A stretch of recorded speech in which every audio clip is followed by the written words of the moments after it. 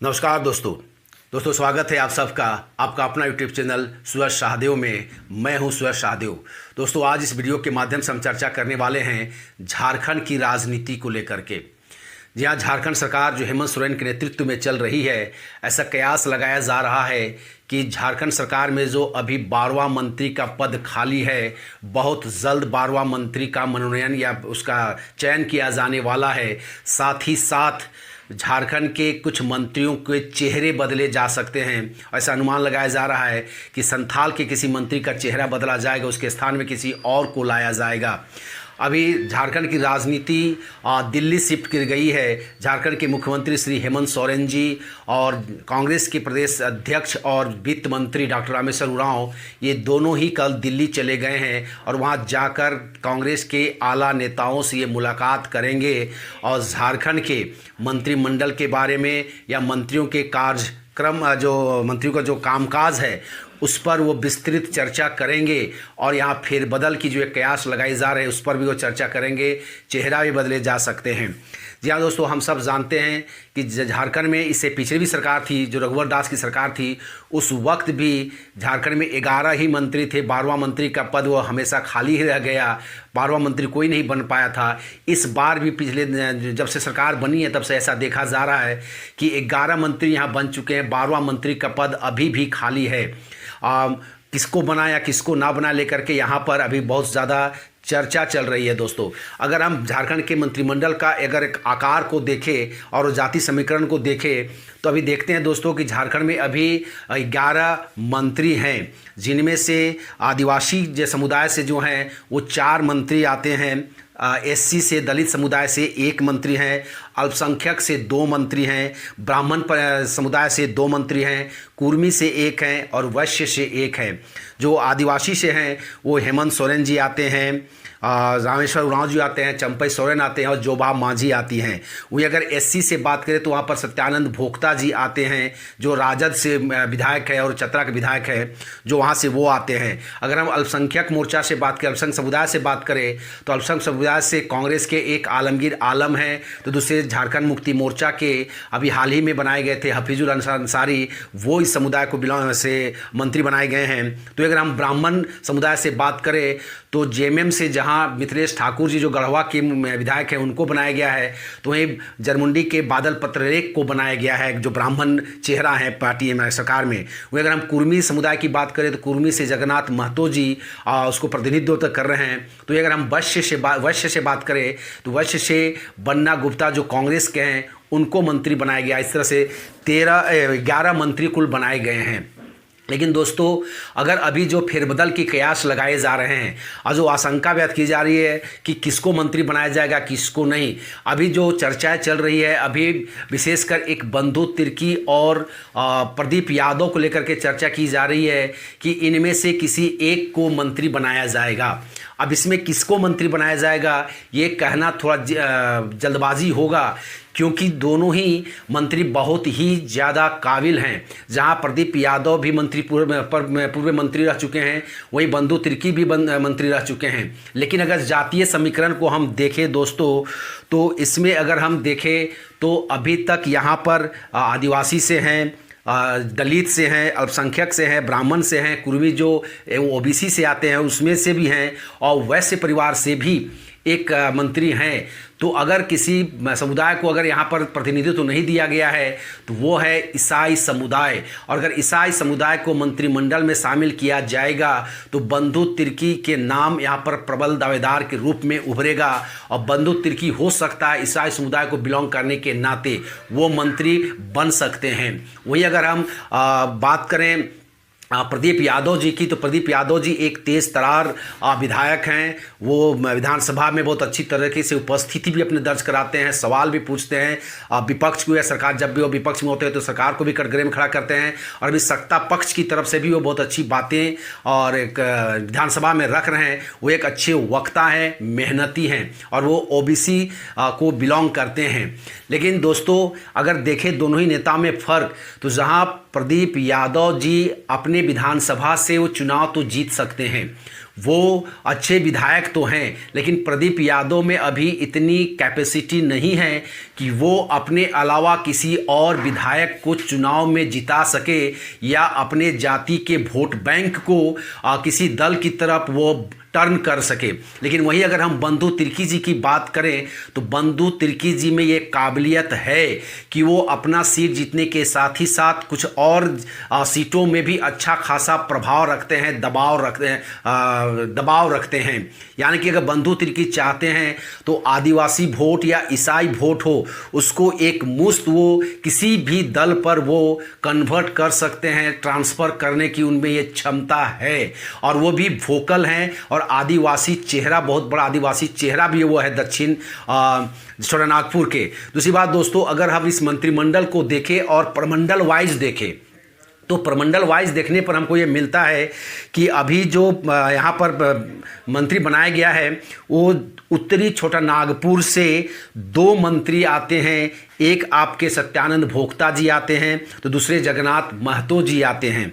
वही अगर हम बात करें दक्षिणी छोटानागपुर से तो सिर्फ और सिर्फ दक्षिणी छोटानागपुर को एक मंत्री पद दिया गया है, वो रामेश्वर उरांव जी इस क्षेत्र से मंत्री हैं। तो अगर हम संथाल परगना की बात करें तो संथाल परगना से 4 मंत्री आते हैं। वहीं हेमंत सोरेन जी हैं, तो आलमगीर आलम जी हैं, बादल पत्रलेख जी हैं, हफीजुल हसन अंसारी जी हैं। वहीं अगर हम कोल्हान क्षेत्र की बात करें दोस्तों तो कोल्हान क्षेत्र से भी 4 मंत्री मंत्रिमंडल में शामिल हैं, जहां कांग्रेस से बन्ना गुप्ता जी हैं, तो जेएमएम से चंपई सोरेन जी हैं, 3 मंत्री वहां से बन्ना गुप्ता जी हैं, चंपई सोरेन जी हैं और जोभा माझी हैं। यानी कि कोल्हान को भी 3 जिले उसमें आते हैं और तीनों जिले से वहां पर 3 मंत्री बनाए गए हैं। वही अगर हम पलामू से बात करें, पलामू प्रमंडल से, तो वहां से भी सिर्फ एक ही मंत्री हैं जो मिथिलेश ठाकुर जी बनाए गए हैं। तो इस तरह का हम देखें दोस्तों, अगर प्रतिनिधित्व देने की बारी आएगी या मंत्रिमंडल में किसी को शामिल करने की बात आएगी तो मुझे लगता है एक ही जगह का सीट यहाँ पर देखने जो मिल रहा है वो दिया जा सकता है, वो है दक्षिणी छोटानागपुर। क्योंकि दक्षिणी छोटानागपुर में 6 जिले आते हैं और 6 जिले में से सिर्फ और सिर्फ एक ही मंत्री अभी यहाँ पर शामिल हैं। इसे दूसरे मंत्री का स्थान का हक अगर बनता है तो दक्षिणी छोटानागपुर प्रमंडल को ही बनता है और दक्षिणी छोटानागपुर से अगर किसी को मंत्री बनाया जा सकता है तो वो है बंधु तिर्की हैं। लेकिन बंधु तिर्की और प्रदीप यादव जी का मामला दल बदल कानून में फंस गया है और जब तक इस मामले से वो बरी नहीं हो जाते हैं, जब तक झारखंड विधानसभा के स्पीकर इनके मामलों में कुछ फैसला नहीं सुनाते हैं, इन दोनों को मंत्री नहीं बनाया जा सकता है। दोस्तों अगर हम देखें कि बंधु तिर्की और प्रदीप यादव दोनों ही जेवीएम के विधायक हुआ करते थे, जब बाबूलाल मरांडी जी ने यह निर्णय लिया कि वो भाजपा में विलय करेंगे तो इन दोनों ही विधायकों को वो बर्खास्त कर दिए थे, पार्टी से निष्कासित कर दिए थे। निष्कासित कर देने के बाद ये दोनों स्वतंत्र थे, कहीं भी जा सकते थे, कुछ भी कर सकते थे। लेकिन इन लोगों ने और विपक्षी दलों के, जो सत्ताधारी दलों के कुछ नेताओं ने इस केस को उलझा दिया विधानसभा में केस करके। विधानसभा के अध्यक्ष ने स्वतः संज्ञान लेकर के इस केस को और उलझा दिया और इसको दल बदल का मामला बना दिया। जहां बाबूलाल मरांडी को भाजपा ने स्वीकार कर लिया, विधायक दल का नेता बना दिया, लेकिन अभी भी उनको विधायक दल का नेता विधानसभा में नहीं दिया गया है, उसको अभी तक रिक्त कर दिया क्योंकि उसका दल बदल का मामला चल रहा है। तो उसी मामले के तहत प्रदीप यादव और बंधु तिर्की का भी मामला फंस गया है और उसे मुझे लगता है कि दोनों को फंसाने में सबसे ज़्यादा अहम रोल अगर किसी ने किया है तो सत्ताधारी नेताओं ने किया है। दूसरी बात दोस्तों, अगर बंधु तिर्की और प्रदीप यादव कांग्रेस में शामिल नहीं हो करके ये अलग गुट बना करके ही अगर विधानसभा में रह जाते तो दोनों के दोनों मंत्री बनाए जा सकते थे या दोनों में से कोई एक मंत्री ज़रूर बन जाते। लेकिन इन दोनों ही विधायकों ने एक भारी गलती कर दी कांग्रेस में जाकर। कांग्रेस में भी अगर चले गए थे और सत्ताधारी दल अगर चुप रहती, इस मामला को बहुत ज़्यादा तवज्जो नहीं देती तो शायद ये मंत्री बन जाते, क्योंकि भाजपा इन पर कोई अंगुली उठाने नहीं जा रही थी। इन पर कोई दल बदल का मामला है, बाबूलाल मरांडी ने भी कोई इन पर केस नहीं किया था, दल बदल का मामला का आरोप नहीं लगाया था। चूँकि इनका रास्ता खुला हुआ था, लेकिन ये कांग्रेस में चले गए और कांग्रेस में जाने के बाद सत्ताधारी दलों ने इस पर दलबदल कानून लगा करके नेताओं को भी फंसा दिया है। तो अब बारी आती है दोस्तों कि अगर दक्षिण छोटा नागपुर से किसी को मंत्री बनाया जाए तो कौन सा वो नेता है जिसको बनाया जा सकता है। तो मुझे लगता है खिजरी के विधायक जो हैं राजेश कच्छप जी हैं, ये अभी एक उभरता हुआ चेहरा है, वो पहली बार जीते हैं, बहुत ही कर्मठ अच्छे वक्ता है, मेहनती है और कांग्रेस के उभरता हुआ नेता हैं। मुझे लगता है कि अगर दक्षिण छोटा नागपुर से किसी को प्रतिनिधित्व दिया जा सकता है तो राजेश कच्छप का पलड़ा भी भारी पड़ेगा। वहीं दोस्तों अगर हम बात करें कि संथाल से जो चेहरा बदलने की कयास लगाए जा रहे हैं या चर्चाएं जो आज के न्यूज़पेपर में हुआ है, अगर उसको हम गहन अध्ययन करें तो हम देखते हैं कि वहाँ से जो मंत्री हैं हेमंत सोरेन, उसको नहीं बदला जा सकता है, आलमगीर आलम उसको भी नहीं बदला जा सकता, कद्दावर नेता हैं।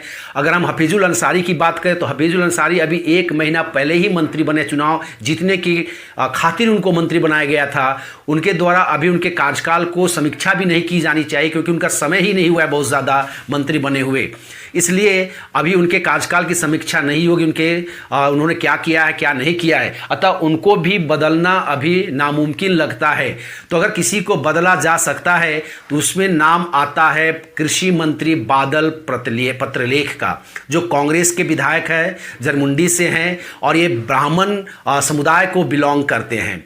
चूँकि अगर हम देखें दोस्तों इनके कार्यकाल में तो जनवरी तक जो रिपोर्ट आई थी बादल पत्रलेख के जो बजट में जो इनको फंड दिया गया था, उस बजट को ये मात्र 5.51% ही जनवरी तक खर्च कर पाए थे।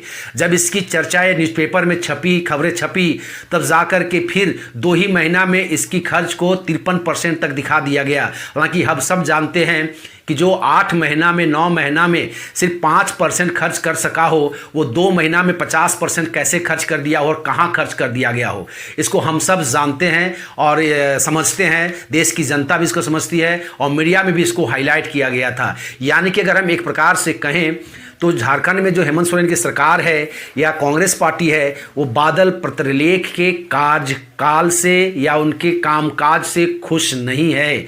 अतः बदला अगर किसी को जाएगा तो मुझे लगता है बादल पत्रलेख का ही चेहरा बदलने का जो संभावना दिख रही है वो सबसे ज़्यादा दिख रही है, वो प्रबल संभावना है, तो बादल पत्रलेख को ही बदला जाएगा। फिर यहाँ सवाल खड़ा होता है दोस्तों कि अगर संथाल से बादल पत्रलेख को बदला जाएगा तो फिर वहाँ किसको प्रतिनिधित्व दिया जाएगा या किसको मंत्री बनाया जाएगा। तो फिर वहाँ बात आती है, संथाल से प्रदीप यादव जी आते हैं, संथाल से ही आपके इरफान अंसारी जी आते हैं जो बहुत लंबे समय से मंत्री बनने की जद्दोजहद में हैं, लगातार कभी कभी सरकार की खिंचाई भी कर देते हैं, अपने पार्टियों की खिंचाई कर देते हैं, कभी कभी मंत्रियों की भी खिंचाई कर देते हैं, उनके पिताजी भी कभी कभी मंत्रियों की खिंचाई कर चुके हैं। यानी कि मुझे लगता है कि वो भी इस दावेदारी में हैं। लेकिन प्रदीप यादव का मामला दलबदल के कारण हट जाता है, कट जाता है। प्रदीप यादव को मंत्री बनाने की संभावना मुझे नहीं लगता कि 5% भी है। उनको इस बार मंत्रिमंडल में हो सकता है ना शामिल किया जाए, उसको गिनना भी हमें चाहिए। तो फिर बात आती है कि बादल पत्रलेख को हटाया जाएगा, वो ब्राह्मण चेहरा है, तो फिर वहाँ ब्राह्मण चेहरा किसको बनाया जाए। चूँकि इरफान अंसारी अल्पसंख्यक समुदाय से आते हैं और अल्पसंख्यक समुदाय से पहले से ही 2 मंत्री हैं, एक आलमगीर आलम है तो दूसरे आपके हफीजुल अंसारी हैं। तो तीसरा अल्पसंख्यक समुदाय से और एक ही प्रमंडल से नहीं बनाया जा सकता है। अतः अगर बादल पत्रलेख को बदला जाएगा तो उसके स्थान पर जो प्रबल दावेदार होगा वो होंगी कांग्रेस की विधायिका आप दीपिका पांडे जी होंगी, जो महगामा के विधायक हैं और वो बहुत ही पढ़ी लिखी हाईली क्वालिफाइड हैं। अभी उनका कांग्रेस में पद भी बढ़ा है, कद भी बढ़ा है, जिसके नाते हुए दिल्ली के नेताओं के संपर्क में हैं और ऐसा कयास लगाया जा रहा है, अनुमान लगाया जा रहा है कि अगर बादल पत्रलेख को बदला जाएगा तो उसके स्थान पे दीपिका पांडे को मंत्री बनाना निश्चित लग रहा है दोस्तों। तो यही मैंने लग रहा था कि विधानमंडल में विस्तार किया जाएगा। तो दोस्तों यही था झारखंड की राजनीति के बारे में कुछ जानकारी जो मुझे लगा कि आपके साथ शेयर करना चाहिए। अभी मंत्रिमंडल को लेकर के जो कयास लगाए जा रहे हैं कि बंधु तिर्की बनेगा या प्रदीप यादव जी बनेंगे, दीपिका पांडे जी बनेंगे, इरफान अंसारी जी बनेंगे या राजेश कच्छप जी बनेंगे या किसको हटाया जाएगा, किसको रखा जाएगा, इस पर अभी जिच हो रही है, देखा जा रहा है। दूसरी बात दोस्तों और एक चीज़ है, अगर हम यहाँ पर मंत्रिमंडल में कांग्रेस और जेएमएम की साझेदारी को देखें तो जेएमएम से अभी वहाँ पर 6 विधायक जो है वो मंत्री हैं। एक होते हैं जगन्नाथ महतो जी, हेमंत सोरेन जी 2 होते हैं, हाफिज अंसारी 3, चंपई सोरेन 4, जोहमा जी 5 और मिथिलेश ठाकुर 6 मंत्री हैं। तो वहीं अगर हम बात करें कांग्रेस से तो कांग्रेस से 4 हैं, जिसमें आपके रामेश्वर उरांव जी है, आलम जी है, बादल पत्रलेख है और बन्ना गुप्ता है। अगर इसको भी देखा जाए तो अगर जेएमएम के 6 हैं और कांग्रेस के 4, तो कहीं ना कहीं कांग्रेस को भी 5वां मंत्री के रूप में किसी न किसी को बनाया जा सकता है। या ये देखने की बात है कि कांग्रेस के आलाकमान इस पर क्या निर्णय लेते हैं और जेएमएम के जो आलाकमान है या नेता है या मुख्यमंत्री है वो इस पर क्या निर्णय लेते हैं, ये देखना दिलचस्प होगा। जो 1-2 दिनों में बहुत जल्द जो तस्वीरें हैं वो साफ़ होने वाली है और इस पर मेरी नज़र भी बनी रहेगी दोस्तों। अगर इस पर किसी प्रकार का कोई डेवलपमेंट होगा तो मैं उसका वीडियो लेकर पुनः आपके पास एक बार फिर आऊँगा। तब तक के लिए अगर यह वीडियो आपको पसंद आया है तो इस वीडियो को ज़रूर लाइक करें, दोस्तों के साथ शेयर करें और अगर आप इस चैनल में नए हैं तो इस चैनल को ज़रूर सब्सक्राइब कर लें दोस्तों, ताकि आपका सहयोग, आपका मान सम्मान मुझे हमेशा मिलता रहे, अपनापन मिलता रहे और मैं इसी तरह से वीडियो ला करके आप तक जानकारी पहुंचाता रहूं दोस्तों। तब तक के दोस्तों नमस्कार, जय हिंद।